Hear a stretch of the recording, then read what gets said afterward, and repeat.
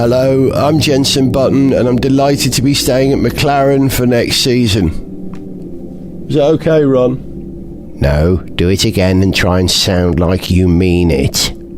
It's quite hard to concentrate. The end of the gun is very cold. Oh.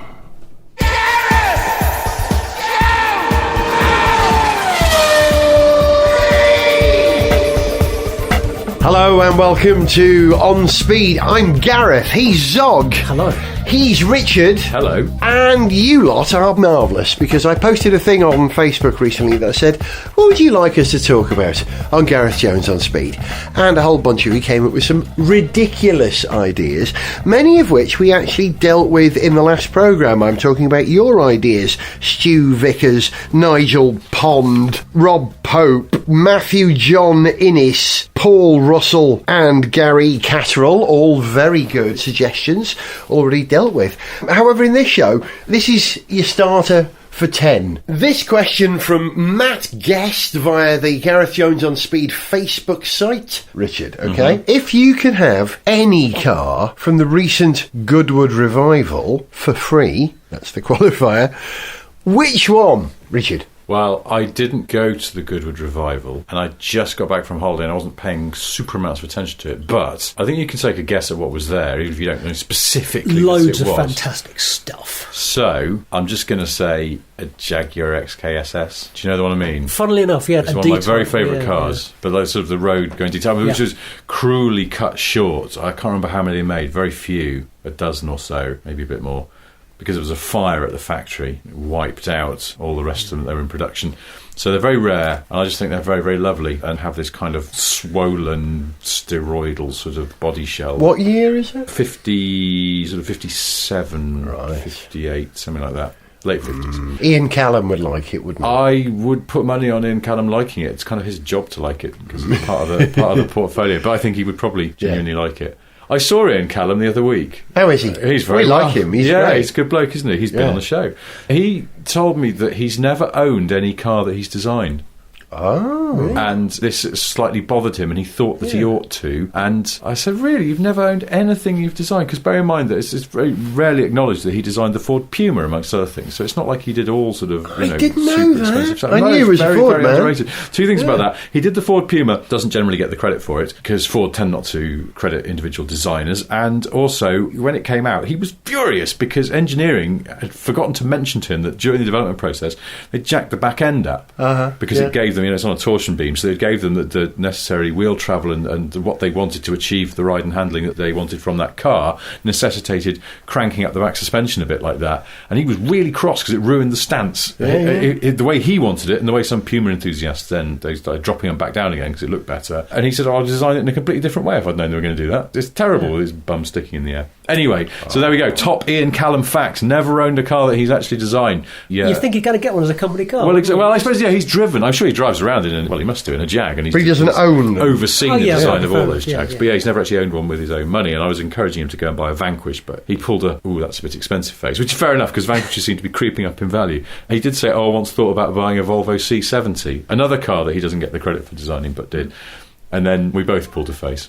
And that was pretty much the end of our conversation. Do you know who we're talking to as well during this conversation? Was the top underpants model, David Gandy, who is a super car He's such a famous underpant model that even I know that he's an underpant model. Yeah. I have no idea what you're talking about. He's an underpant model. Yeah. He's no relation to Mahatma. If you've seen any underpants adverts with a slightly stubbly bloke, that's probably him. This is the second time I've met him. The Can first you see stubble in underpants? I hadn't thought of it like that Well, before. It depends. They put a see-through Can we go back to the listener's questions, okay, please, Richard, Zog, your choice. If you could have any car from the Goodwood revival. Well, like you, I wasn't at the revival this year, but I did see pictures, and funnily enough, a Jaguar D-Type. The race version of the XKSS was the one that came to mind, but now that you've chosen the XKSS, I might have to go for my second choice, which would be the Bugatti Type 59. Beautiful late incarnation of the line of Bugatti Grand Prix cars of the mid-30s, and just so classically beautiful, magnificent engineering, and with a very idiosyncratic bent. Just gorgeous. Can I bet £1 English 1 British pound, 1 Welsh pound if you like, on what Gareth's going to pick. You're going to have to write this down or something. Should I do that? Yeah, go on. Yeah. Can we blind this? I don't We, have a pen and we can't paper, do- but come on, this is the modern world. Fantastic. I'm just going to put Okay, this phone. into the notes thing on my phone, and I'm going to hold it up to Zog. I won't look. I've got to turn away now. You can't see this, but Richard is entering something in his phone. This I'm is looking away. This is a revival card. Yeah. What do you reckon? That's a good pick, actually. I was going to. Do you want to type in Okay, what I you're was going gonna- to okay, I'm gonna Bear go with for- us. Zog's going to type Zog's type his Don't look, his can't look, phone. can't I'm look, not can't look. looking. I'm pretty sure that my pound is safe-ish. I'll just check. I don't have a pound on me. Oh, I do. I've got 250p's. There you go. Okay, we ready yet? If we could combine those two. Oh, okay. Well, you've all right. We will be onto such a surefire winner. Oh, yeah, exactly. There'd be no contest. Okay, here's my pound of English. So, well, money. okay, right. Here you go. There we go. Well, we'll put this in the pot here, all which right. I'll hold here, and there we go. Gareth, Okay. what would you have had free from the revival? I'll take you through my thought process. Okay. I'm always caught by the Ford Galaxy on the Goodwood circuit. I think the original Ford Galaxy, Big American. swinging around there and doing well against Ford Anglias and Minis. It's just a lovely thing to witness. Would I have a Galaxy? Probably not. The obvious choice, and I bet this is what you've written down, because I always think, oh yeah, Lancia D50 Ferrari, but I'm not. Oh, didn't think of that. No, that's what you wrote down, right? No. I'd be a fool not to have a D50, really. Well, if you think about resale value, I guess you'd certainly want to this go is that way. what I was thinking about, and I decided to go for something with an even greater resale value. And from a period... Hang on, we weren't thinking about resale. I mean, no. Sorry, we have to let you pursue this line of thought. So Good inquiry. interpret it however you want. I think that's how it works. And the car I settled on, it's from a period of motorsport that I'm genuinely interested in at the moment. You know, I've been getting more into the golden age of Grand Prix motor racing, pre-Formula 1 and all that. But from 1939... I think I would very much like to have a Mercedes-Benz W196. I did not see that coming. Really? But a good choice, sir, I have to say. Yeah, V12, very good choice. 3-litre engine, 500 brake horsepower. Beautiful. And the thing about it, it looks like the cars that were on the cover of Grand Prix board games when I was a boy. They were all sort of 10 years previous to me, and these were the cars, or 20 years previous to me, let's be honest. And the more I look at those cars and realise how extraordinary they were in terms of, 4-valve heads and mercury in the pistons and stuff like this, they were doing incredible high-end technology stuff, and that's genuinely what I'm interested in. High-end technology. Doesn't matter from what period. Apollo, high-end technology in the 60s. Tesla, high-end technology now. Auto Union and Mercedes, high-end German technology of the pre-war racing days. Yeah, it would be the one. And just look at how fast those cars were going. Incredibly fast. They were doing well over 200 miles an hour at some of the circuits. Zog, here's your quid back. Thank you what very did much. you write hang on to down? that. What did you have, boys? Zog, I wrote down a shooting brake. Which I think I was cheating a little bit there, because that Very covers broad several choice. models. Usually that, Yeah. And Richard, I went Lotus Cortina. Oh, well, it was considered. I did imagine myself in a Lotus Cortina the other day, funnily enough. But yeah, I'll give you that. Okay, we'll do the next two quite quickly, okay? Will Ferrari ever make an LMP1 car? This question also from Matt Guest. Well done, Matt. Will Ferrari make an LMP1 car? foreseeable future, probably not. They've got a very good thing going on in Formula 1. Why would they want to get into LMP1? Particularly right now, the competition's hotted up that little bit more. Exactly. I don't think it's Why put very themselves attractive. through it? I mean, let's be honest, they're not acing it in Formula 1, are they? They need to get their house in order there, rather than spread themselves too thinly and risk being humiliated by Porsche and Audi and Toyota. Whoever, Until such time as the big manufacturers pull out and there is a need for teams to run customer LMP1 cars, which I don't see ever happening because the ACO are usually ahead of those rules. I don't think it will happen either. Sadly, because it would be a beautiful thing, wouldn't it? Until there's a Ferrari-sized hole, they're not going to jump in. Okay, the last question. Did you hear about this? Probably a very brief answer to this. From Kat Uzuki. The Bertoni car collection being classed as a national treasure. Have you heard about this by the Italian government? And the collection must be sold whole and not leave Italy. Did you hear about this? No. I didn't hear about this. To be honest, but well done to them for taking that pride in their national Good, heritage. isn't it? So Italian, just going, no, Good for these them. are artworks the same as anything else. Yeah. You may not leave the country, you may not break them up. And it is a terrific bit of design heritage, and there are all sorts of bits of British design and art heritage that we might have a similar view on. So yeah, good for them for doing that. Bravissimo. Isn't that the name of a bra shop? It was. I think that was a concept. It was a Bertoni concept from Bertoni 1978, Bravissimo. wasn't it? Yeah. Very sculpted roof, rounded bra. Yes, all right. Yeah, yeah. sorry.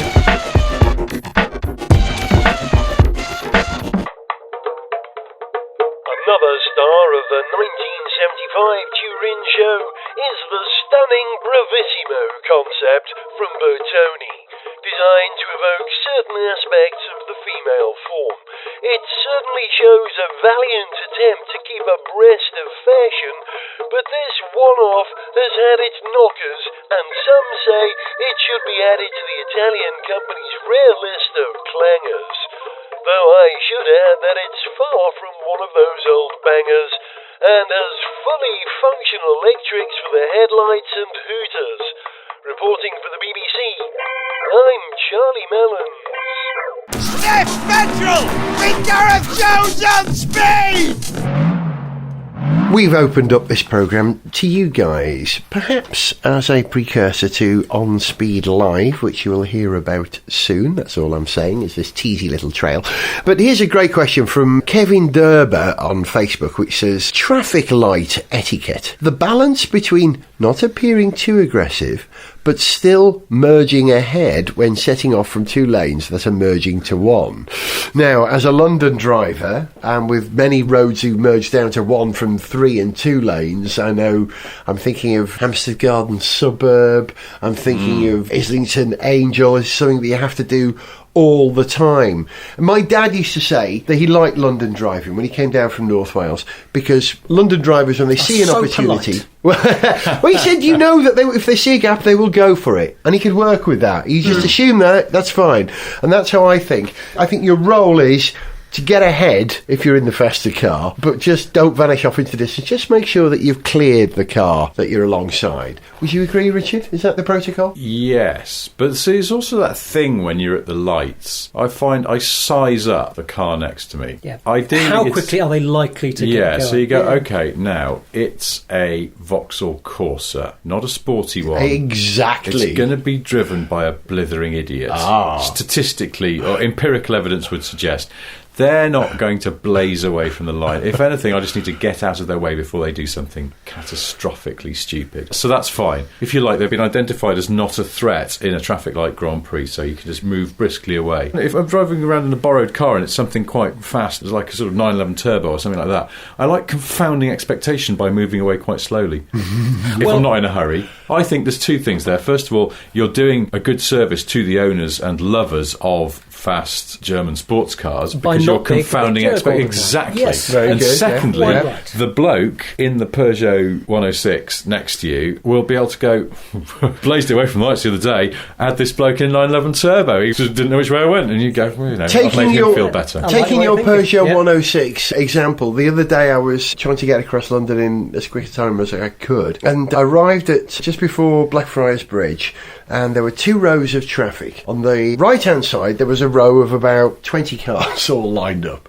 because in the left-hand lane, there was an ice cream van, an old, dilapidated Ford Transit Mark III, I'd say, ice cream van. And I took a gamble. I thought, okay, I'm going to get behind the ice cream van, because I reckon when he pulls out, we're probably only going to be 2 or 3 cars into this line merging here, rather than at the back of 10 or 20 cars. So I got up behind the ice cream van, the lights changed, and who got away quickest? The bloody ice cream van went like a rocket. I don't know what engine he had in that, the Ford Marathon engine or something. But he went ahead of all the other 10 cars who were left standing, and I slotted in behind him. So merging is a great skill. What's the rules, Zog? Well, what you were saying earlier about predictability, you know they're going to go for the gap. There's a lot to be said for being predictable. Being unpredictable on the road is a dangerous thing. That's, Yeah. You size up another vehicle, you have a look at it, and you make a judgment about what it's likely to do. And as long as it does what you think it's likely to do, then you get on fairly well. So yeah, the rule is you set up as briskly as you can. You don't try and cut anybody up, but if you've got the faster vehicle, then you just try and nip politely ahead.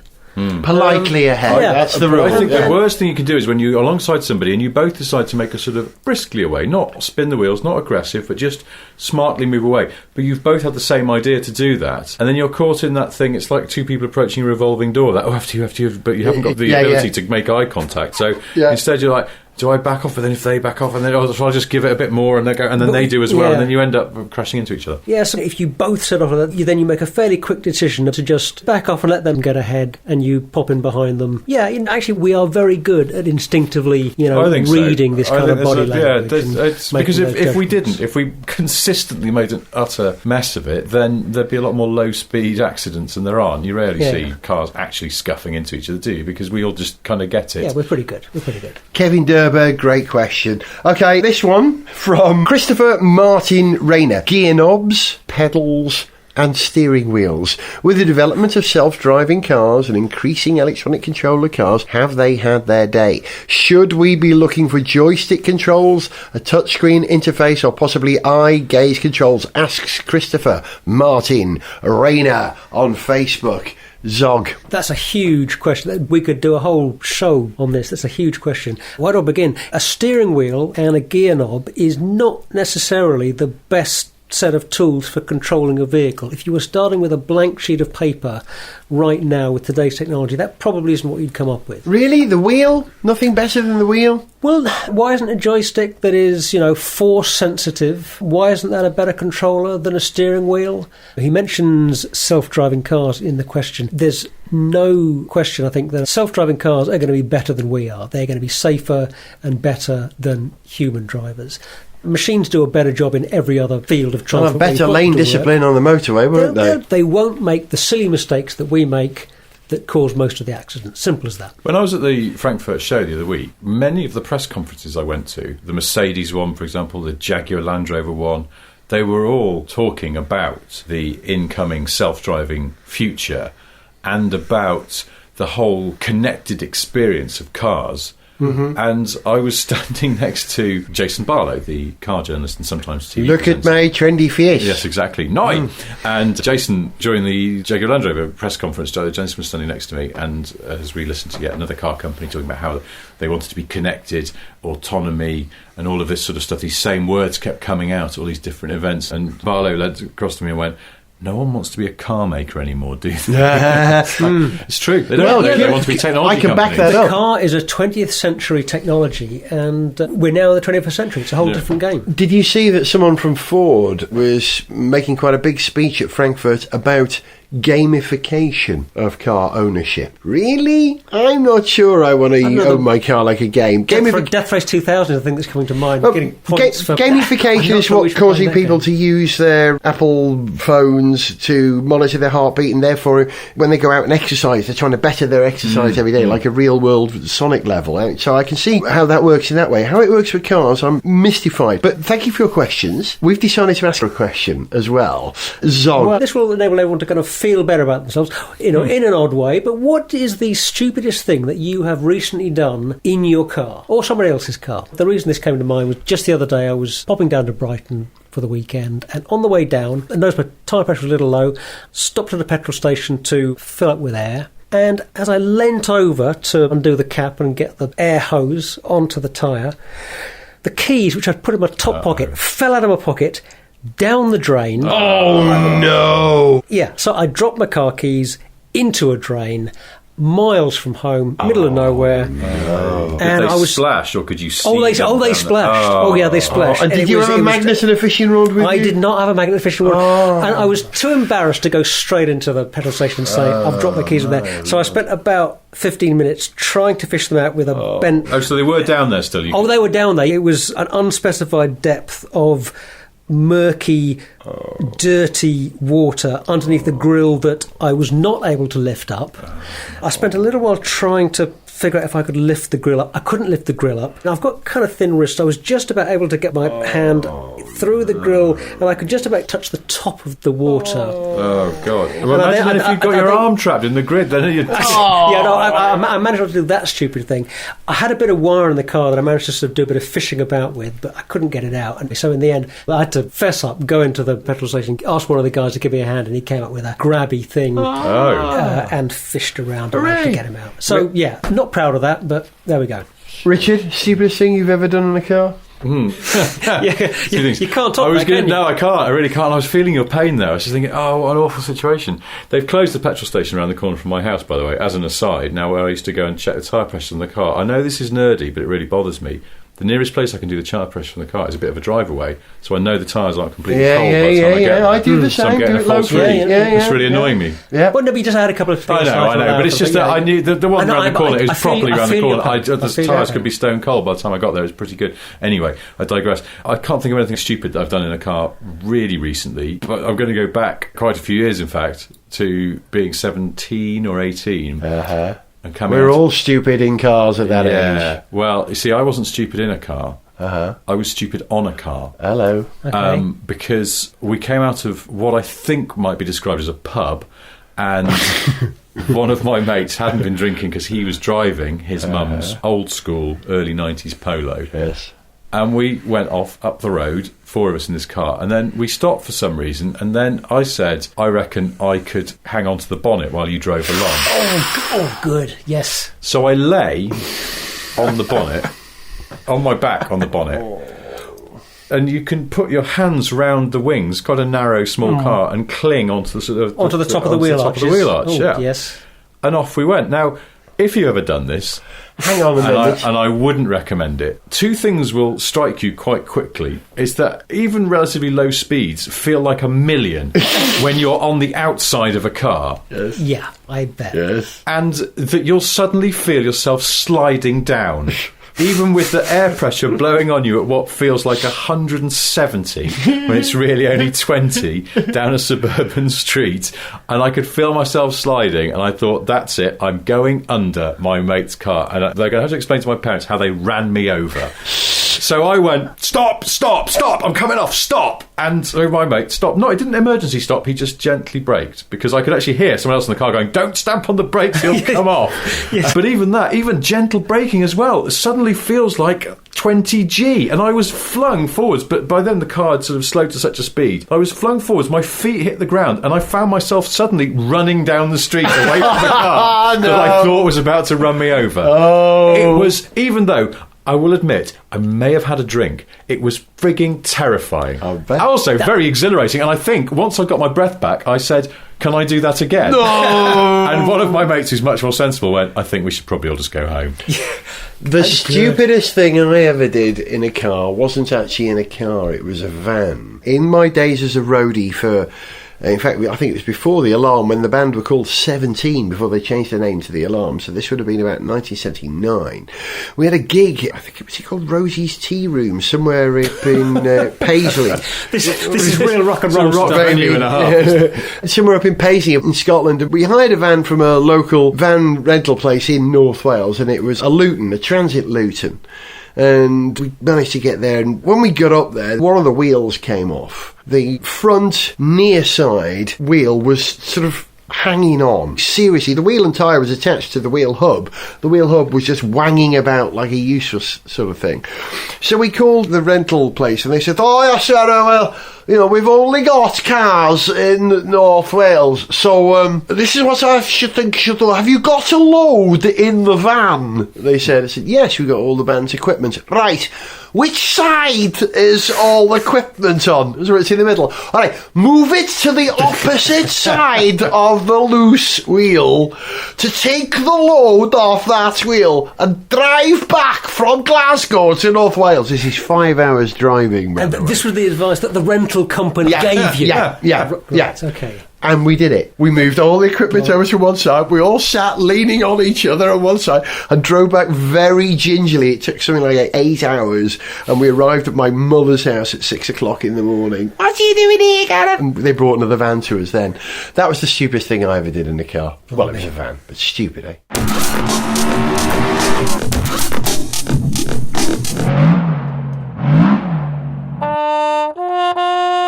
Howdo, John Booth here from Manama, Russia. Just popped by to say that next year us team is getting Mercedes engines and that. Reet proper chuffed about it we are. Firstly, 'cause it'll make us car reet proper grand and that. And secondly, 'cause it means I can make this phone call. Hello, Ron? Yeah, John Booth. Do you need a tow, you slow bastard? I've been waiting 20 years to do that.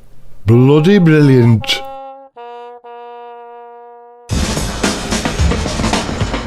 Gareth Jones on speed.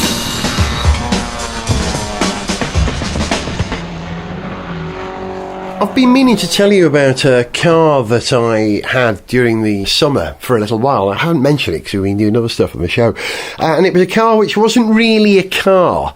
And it's a car also that I've driven before on Gareth Jones on Speed, but not properly on the road. So I wanted to do it again because I was very impressed with it when I went off-road with it. Do you remember I took part in this thing called the VW Amarok Challenge a couple of years ago? It was essentially a promotional thing to show how useful the Amarok was off-road, and we drove it in a sort of competition format around a disused quarry in North Wales, through deep puddles, up severe inclines, and it was top and tremendous for all that. And we did a bit of road stuff as well, it was good.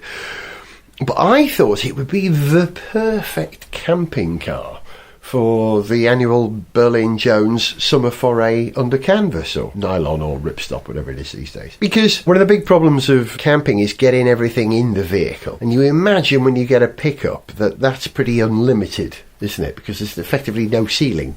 You just keep piling it till it's about 4 floors high. Yeah, just put more bungees round it. Exactly. It'll all stay in place. And you do see people when we go camping who turn up in these sort of Mitsubishi Warriors. I don't like that car. It looks like it could fall over. Do you know, is it called the Warrior? Yeah, I'm L200. not a big fan. Yeah, L200. I don't yeah. know. I don't like this either. It's just because everyone who's got one is either up to no good or on a tax dodge. Yeah. Basically. But Well, they are, aren't they? Because you can run one as a company car and you don't pay any tax. Yeah, that was the main reason they got Yeah. so popular, I believe. Do you know what? No car maker currently selling cars in Britain has a range that makes you look like you're up to no good, like Mitsubishi. Shoguns. People buy Shoguns are always up to no good. I don't know why, they just are. And the Evo, the Evo sort of is gone now, hasn't it? But when the Evo was around as well, there's a whiff of no good about it. Yeah. And those people who drive the IMEV. If you're a vicar who's never been That's why they convicted of an deleted that. offence, who drives a Warrior, let us know. Yes, exactly. Likewise. You'll be the only one in the country. If you're So- scrupulous about your tax returns, Would you drive a pickup, you guys, the Amarok? You look at it, it doesn't wouldn't- look no, I wouldn't, slimy. no. It looks sort of functional. The only pickup I would drive conceivably would be some kind of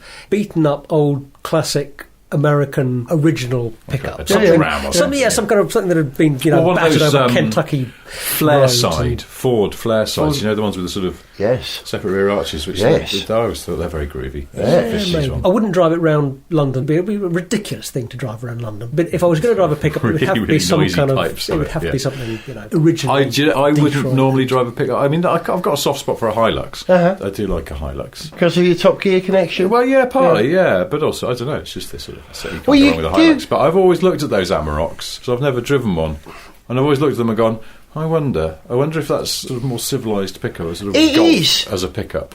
Proper civilised. It's still leaf springs. It's pretty big, isn't it? Is it leaf springs Yeah, on the back still? it is, yeah. But it does make it an entertaining drive in the same way that Morris Marina was entertaining, or a Morris 1000 was entertaining. We drove down to Dorset, pitched the tent, and after a couple of days I had to zoom over to Eastbourne to go and do a Tommy Cooper show, so I went in the Amarok, and it was horrific weather all the way there and all the way back.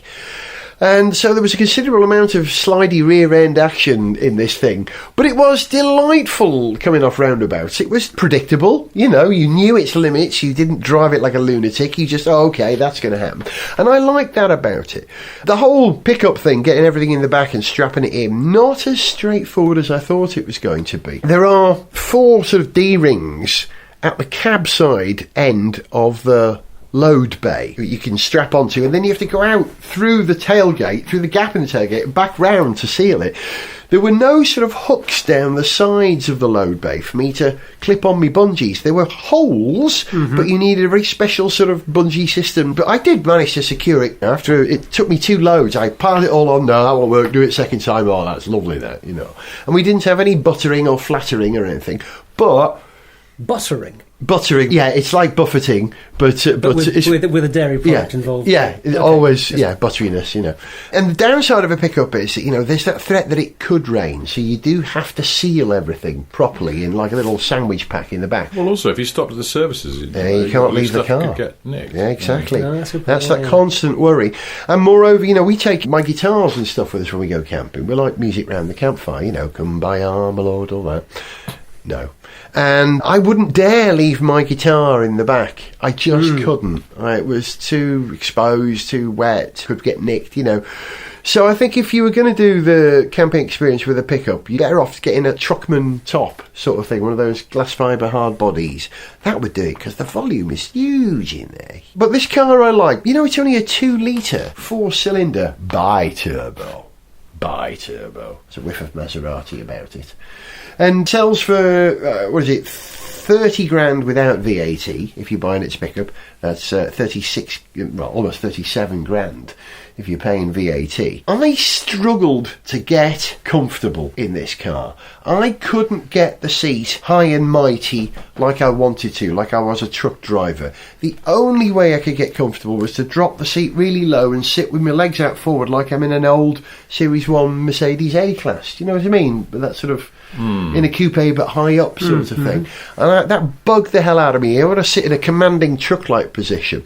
But it was a very civilised thing, and for 30 grand you get most of the stuff that you get when you buy a Discovery. You certainly get the volume, and the Discovery is, you know, the perfect camping car. So if you haven't quite got the money for a Discovery, seriously consider an Amarok, but get a glass fibre box for it, I would recommend.